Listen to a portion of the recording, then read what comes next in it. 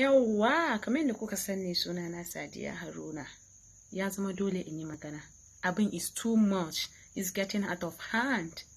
In YouTube, tun kuna ɗauka bidiyo ɗina kuna posting ku ce Sadiya Haruna ta ce kaza idan mutane suka yi linkin kuma ba koyin ba tun ina kallon ku ban taɓa yi magana ba, but akan wani ya zama dole in yi magana saboda ƴan uwa da abokan arziki da iyaye da su waye hankalinsu ya tashi a kaina, so I have to talk.